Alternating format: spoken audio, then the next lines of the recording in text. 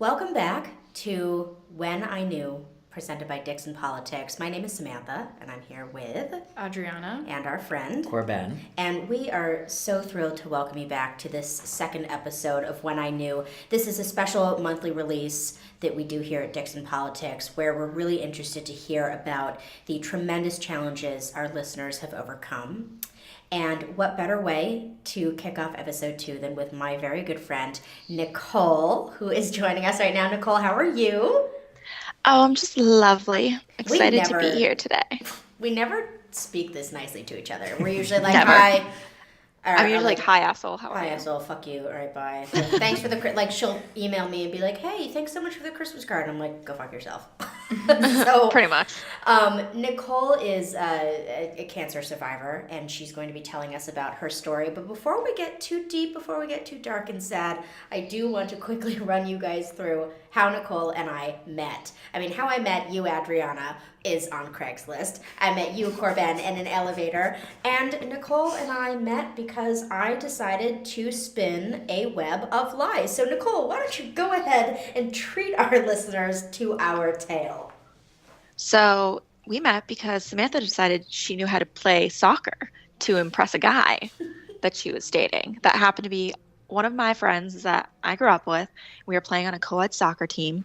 We needed someone to fill in, and here comes Sam, who, oh yeah, she played. She's great. No, she didn't play.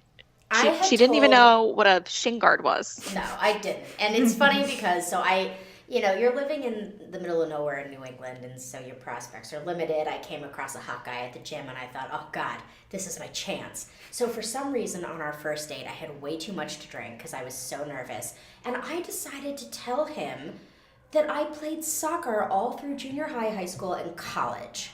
Now, I've never played sports in my life. The only sport I've ever played is basketball. And I really and I was saying this because he himself played soccer, and I wanted us to have things in common because we had nothing in common. And I never really thought this would come back to bite me in the ass, but it did. So on one fateful afternoon, which happened to be Valentine's Day, Nicole and I were introduced, and the guy I was dating was like, oh yeah, we need you to fill in. Do you still have your gear? I said, my what? He goes, all your gear. I'm like, oh yes, my cleats and my shin guards. No, I don't. I gave them away to charity quite a few years ago. So now I have nothing. So I guess I can't play. Nicole, like an asshole, was like, you can borrow my stuff. Let's go. This bitch. So we get to the field, and that's when I think I blew my cover. Nicole, why don't you tell everyone what happened once we got inside the stadium? Well, not a stadium. It was a cold, small indoor soccer rink. And we get there, and I look at Larry, and I'm like, oh, she plays soccer? Okay. All right. Let's see this. I give her the bag that I have, the extra cleats and shin guards and socks, because she had nothing. And nope, the shin guards go under the socks. Yep. And I start telling her she can play a loose sweeper. Okay, so I'll just hang out up there. Nope, you'll hang out down there. You don't cross the middle of the field. And we start playing, and she looks like she's playing basketball because she's trying to guard people. It's like, nope, you gotta look at the ball. So it didn't take long to figure out that Sam had never played soccer. And if she had, she wasn't very good. No. So the guy ended up breaking up with me like literally the next day. And Shocker. Fuck you. I call Nicole. How could this happen? She goes, listen. Let's watch Mary-Kate and Ashley. I'm going to come over. I'm going to bring some candy. We're going to hang out. So we did just that. We didn't end up watching the movie. We just talked all night and got drunk. And that's how we became friends. So, I lost out on a potential boyfriend, but I gained a lifelong friend, and I'm okay with that. So, cut to a couple years later, everything is going on, everything's normal, and all of a sudden, just everything changed, literally overnight. So, Nicole, walk us through in chronological order what happened. How did you discover that you were terminally ill? So, I wasn't feeling well, so I went to my parents' house, And as I'm walking up the stairs one day, my mom noticed that there were bruises all up and down my legs, and I had no idea how I got them. And I wasn't really feeling well, so she was like, "Okay, like let's go to the urgent care because it was a Saturday." So we go there. They think this bruising is superficial. I had a sore throat. They're like, "Ah, it's probably strep. You're probably fine." Go home. And they sent me home. They're like, sleep it off, get blood work on Monday, you'll be fine. They were not concerned at all. So Monday morning, I wake up and I'm still at my parents' house, and I wake up and I go into the bathroom and I'm spitting out blood. Things not to text your mother at 6 a.m. Hey mom, I'm spitting up blood. I think I should go to the doctor. Number one, don't text your mom that. She was not happy. But so we get ready, we go to Yale, and within 45 minutes of being there, they know I have cancer, it's leukemia. They need to start treating me immediately. I was scraping the bottom of the barrel, and was in very critical condition. And all of this is going on. People are running around me. And the worst part is I couldn't talk or react to any of this because there was a cut in the back of my throat. So my throat was swollen shut. And so it was like an out of body experience. I'm watching all of this happen. I'm listening to everyone, and I can't react. I can't ask questions. And Sam knows this. I am the a woman of many words. I am never speechless. And it was really difficult for me to just sit there and not do anything, not ask questions, not figure out what we can do. How are we going to, deal with this? Now, So, meanwhile, all of us, her friends, we have no idea that any of this is happening. So we've got group text messages going on, we're calling her, and it, like, didn't really take us that long to be like, well, have you heard from her? No. Have you? No.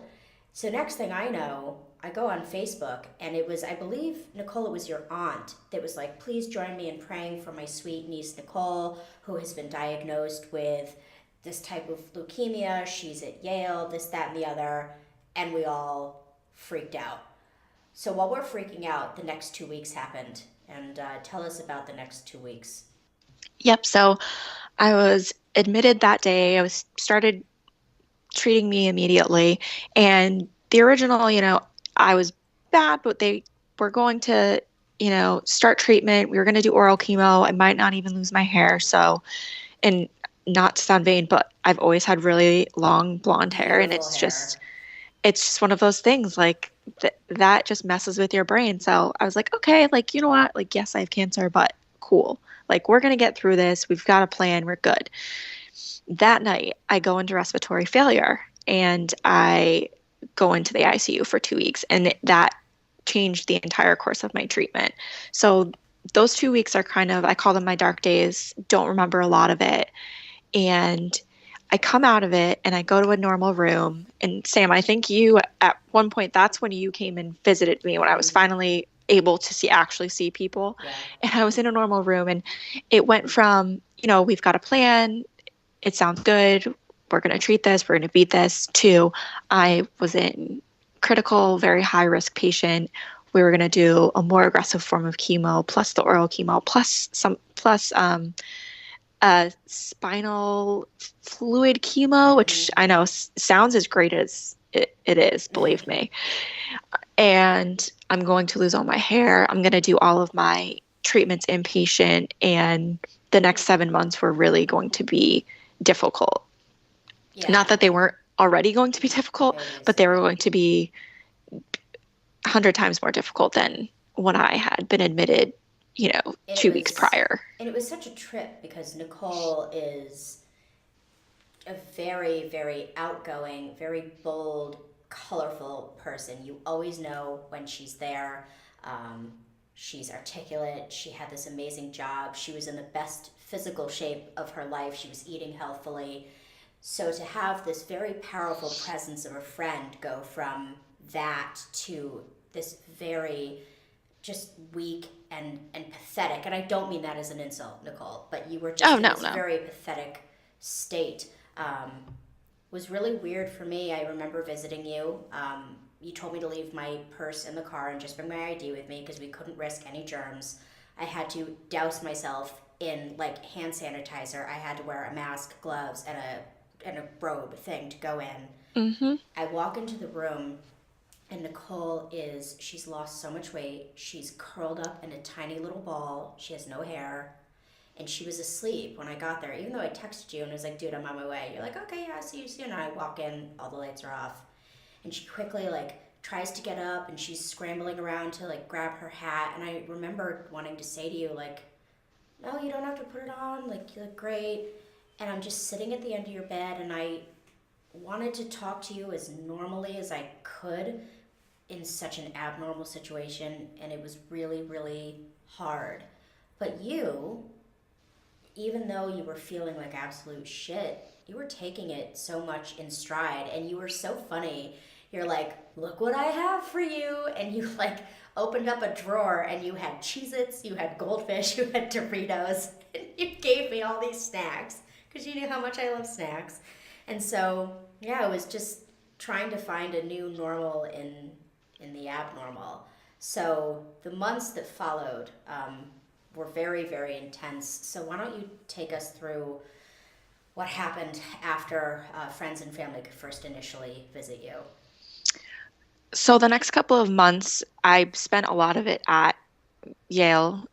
So that initial stay, I was there for 38 days, and then I was out. It was pretty much 2 weeks, then in for a week and a half. And during that time when I was going through treatment, since leukemia is a blood cancer, they pretty much take you down to nothing. So you have no immune systems. There were only like 2 or 3 days where I could even be around people without the gown, gloves, mask. So it was very isolating and alienating because I was so paranoid about being infected and being around germs and getting sick because that would put me back in the hospital, that there were a very small handful of people that I saw on a regular basis. My parents pretty much had an open door policy this entire time. So my friends were always coming over. Everyone was always coming to the hospital. But it is very isolating because you're just always worried about getting sick and you're constantly going to and from the hospital. So, And Nicole is also the kind of person who does not like to admit defeat. Like, oh no, Nicole's the kind of person never. who is like, my name is Nicole. I know you know who I am. I'm not here for your bullshit. I am not weak. I am afraid of nothing. I am intimidated by no one. And so it was also, I mean, for you to even be able to say that out loud and also internalize it back then, yeah, you just don't like to admit defeat. You don't like to appear weak. And I can only imagine how difficult that was for you to just be completely at the mercy of this disease and in the hands of your doctors. So when did you start to, like, how long was it before you started to sort of come out the other side and really make some progress? So by the end of that first month, I definitely started to make some progress with the treatment. And I really kind of made a decision that, attitude is everything. So I was going to be as positive as I possibly can. And I also kind of needed to just keep myself busy and make sure that I didn't have time to wallow or feel bad for myself because, you know what, like my doctors know what they're doing. We're going to be okay. Everyone from my friends, my family, my work family, everyone was so supportive. And I decided that I wanted to try and give back. And we actually did a fundraiser right around November timeframe for the Leukemia and Lymphoma Society. And we raised in 5 weeks over $12,000 for the Leukemia and Lymphoma Society, which was amazing. And actually being part of something and seeing how many people came out and just being from a small New England town, you realize how much people care about you when you don't think about it. But being from a small, close-knit town, it was just really, it warmed my heart. It kind of gave me the strength to keep going and realize, if like when I make it through this, not if, when I make it through this, I want to make a difference. I want to live every day to the fullest, not sweat the small things and just try and make a difference. Like there's a reason that we're all here. It's not to be dicks to people and complain about stuff. It's Which is what like, you were and doing be, before, yeah, and be honestly. mediocre. Right. You want to be the It's, best?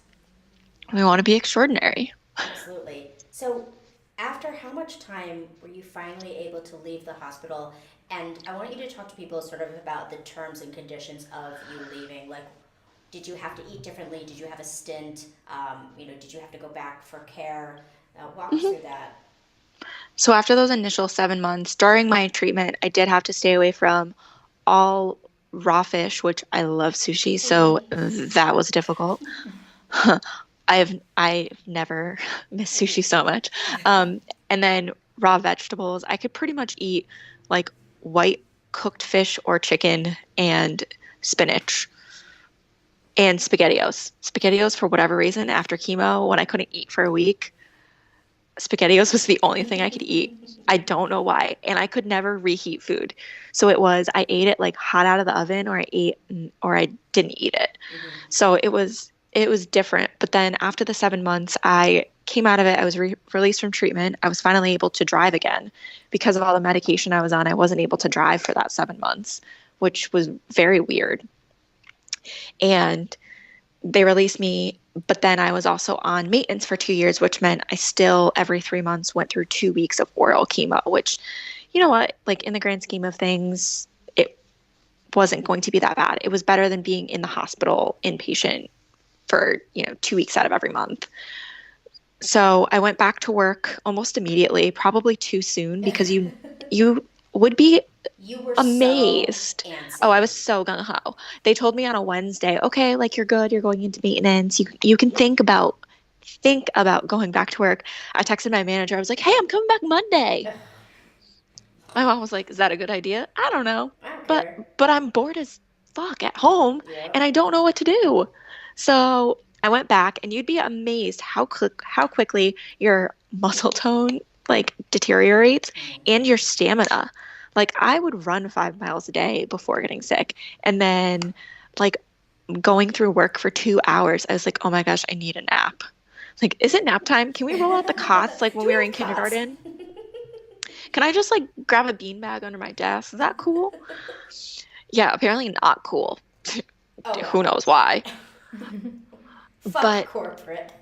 yeah, but so the 7 months of treatment was really difficult. But then the 6 months after, 6 months, year, 2 years after, and like the reintegration and getting back into everything after pushing pause for those 7 months, that is the real struggle. So, like, yeah, treatment's difficult, but you tell yourself, okay, I just got to get through this. Yeah, it hurts, but like, we'll get through it. We'll go through it. Like, I've got to do this to live. You try to reintegrate and you realize how much has gone by and how much you've missed. That is hard work, let So me tell you. And you. chemo brain is a thing. I would start doing something and then be like, wait, what was I doing? Hmm. Like, what's that word? So it was a journey. And you were also, when all of this happened, you were seeing someone, and it was still Mm-hmm. in like the very. And I'll talk about this because I know you're kind of. It's Yeah. all good now. It's all good now. But I mean, Nicole was seeing someone that she had known her entire life. They had always been good friends, and they had sort of just started, taking things to a different level and to a different area, and they were right at that point where you're figuring out, like, okay, is this official? Are we falling in love? What is this? And she got sick. And so this guy is a wonderful guy, and he stood by her side the entire time she was sick. But then, like, when she came out of it, like, not only was Nicole having a hard time getting back to her life, but he also didn't really know what to do. So he, like, really quickly, like, started seeing someone else, and it was kind Well, of no, it like, was actually it okay. was while I Oh, was it was sick. during. You're right. It was He during. was he was for the first month and a half when I was in the hospital, he was amazing. He was there every day. He was at my parents' house. When I got out the first like so I'd say the first 2 months. When I got out, he would pick me up. We would when I was healthy enough, we'd go out. He would be over my house all the time. And then all of a sudden he just stopped coming around and I stopped hearing from him as much. And then at my fundraiser, he showed up with this other girl. Ugh, the And that's tea. that's when I found out. And you were like, well, That's when he spilled the motherfucking tea. yep. And it was actually a blue moon. He spilled the blue moon that night. But you know what? I think, and Nicole and I spoke about this in private a couple weeks ago when we were sort of prepping her for this interview. And I think what we've agreed on is he's a really nice guy in the situation that we were all in as a friend group, but that they were in as a couple is just so out of the ordinary. And when you're 23 years old, I mean, how do you handle that Yeah. at 23? I Hmm. mean, come on, it's a disaster. But he and this other young lady are still together. They're really Yep. happy. They live together. Nicole has done quite well for herself in the love department. So all's well that ends well. So Yeah. Nicole, as someone who, again, like I said, you were so electric. You're such a presence. And you were always very, very tough. Like, if you wanted the hard truth, you went to Nicole. If you did something that you were ashamed of and you didn't want someone to spit it back in your face, you avoided Nicole. How has this experience changed you from being that hard ass, if at all? So I think I'm definitely still the hard ass, and I'm very if you ask my mom, she'll say I'm very righteous. Um, but I think it's softened my edges a bit. I don't sweat the small things anymore, and I give people a little slack, and it's more of a, okay, well, you knew that was wrong. Why was it wrong? Let's figure out what we can do to make it better. Like, I'm It's not definitely, so like, you're a fucking idiot and I'm never talking yeah, to you again, goodbye, which is how you used to be. You've which, become yeah. more patient with me, but I Oh, also I've think definitely become more patient. I elevated myself more to your level because New York City turned me more into someone like you than I ever was. So now we're like eye to eye. I like it a lot. So tell us, so the community obviously really rallied around you as well Hmm. as the hospital staff. People were amazing. But what I was also really impressed with was how your work, the company that you work for, which again is an international giant corporation. I'd love for you to tell us a little bit about how wonderful they were when you came back and how they supported you throughout all of Hmm. this. Yeah, so it wasn't just when I came back. I mean, when I first got sick, they were so understanding, and I constantly would receive care packages and calls and texts, and they were just letting me know that they weren't forgetting me. And they took pictures in my cube at work and posted them to Facebook because they knew that my mom was updating everyone through there, so that's where I would see it. And I just never at any point in time did I fear for my job or fear that I would be forgotten. And when I got back, they were so patient with me and walked me through everything. I mean, they probably had to put up with my chemo brain more than anyone that was in my life. And Nicole is in a And I'm marketing still role, there. so Yeah, for I'm a marketing still person there. to leave is like, fuck, what do we do now? And yeah, they held your job for you and they never Hmm. made you feel bad. I thought that was really cool. So now you're better, your hair is coming back. I still am pissed at you because I want you to You have want it to be chocolate. brown. I want you to have chocolate brown hair. Nicole has ice blue eyes. Like literal ice. They're the most stunning things I've ever seen in my entire life, and I just want her to have chocolate brown hair. She won't fucking do it. I'm like, dude, this is your chance. Go out and get a chocolate brown wig. She wouldn't do it. After I got over that, talk about like where are you now? What are you doing now? Tell us about the guy that you're living with. Tell us about where you are in your treatment. Are you still involved with organizations that supported you while you were sick? Tell us about that. Hmm. And I'd also like to put out there, not only did you tell me you wanted me to have chocolate brown hair, you edited a picture Oh Oh my my God. and god. colored my hair I'm dead. chocolate I'm brown She looks surprised. and was amazing. I'm dead. and you were like, look at how good you would look with brown hair. Oh So my And god. she you went said, to that fuck level. you. Just saying. Queen of Photoshop. Yeah, the queen of Photoshop, I think she also put bees on my eyes at one point Yep. too. No, you But had that's beside the point. watermelons in your hair. Yep, it was great. You were just amazing. I'm an So, artist. anyways, yeah, I'm still to this day involved with a lot of the organizations. I do some public speaking at my old high school during their cancer units just to raise a little bit more awareness because I think for leukemia, it comes out and so quickly and so unassumingly that people usually don't catch it until it's a little bit too far down the road. Mhm. Um, so I'm doing that. I'm doing a lot of work with Yale right now, actually, and my employer, just doing a couple of videos around my journey and what I'm doing now and how they've kind of helped me along. And I am, as Sam alluded to, I live with my boyfriend. Um, He's a smoke show. He's a he, daddy. A total daddy. Sorry, he is. he is. He is not bad looking. I mean, come on. We have a dog that some people say looks like me because she's blonde. I don't see it because she's still a dog. You don't Um, look like a dog.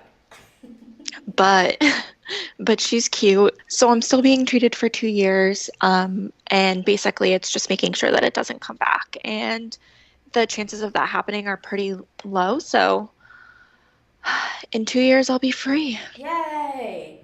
And now your hair is back and it's not chocolate brown.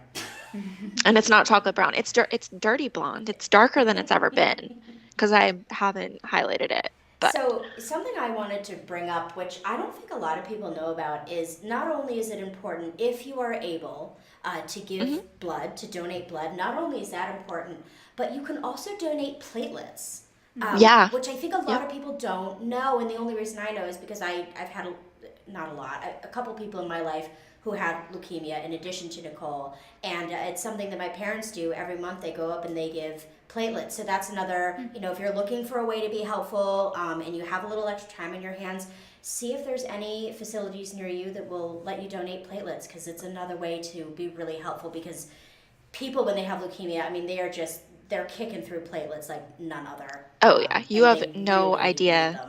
how many I went through. And when I came in, so your platelets are supposed to be between like 200 and 300,000, like at normal. Mine were below 10, which anything below 10, you can like stroke out, um, bleed out, etc.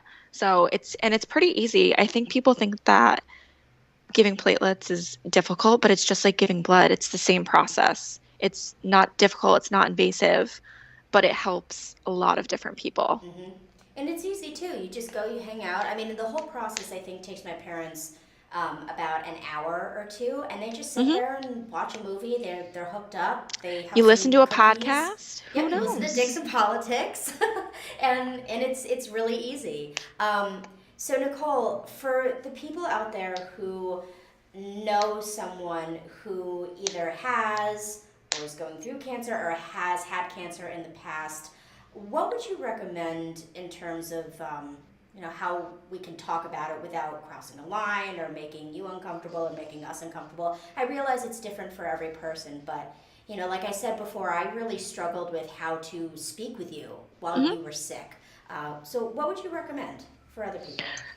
So I will say this for anyone going through it, attitude is everything. I know that there are some hard days, but like find whatever brings you some sort of like peace, zen. I found Reiki really helpful while I was going through treatment, but just always try and keep a positive attitude. Even you might not be at like a 10 every day, but if you can somehow find something that will help you be positive and take your mind off of it.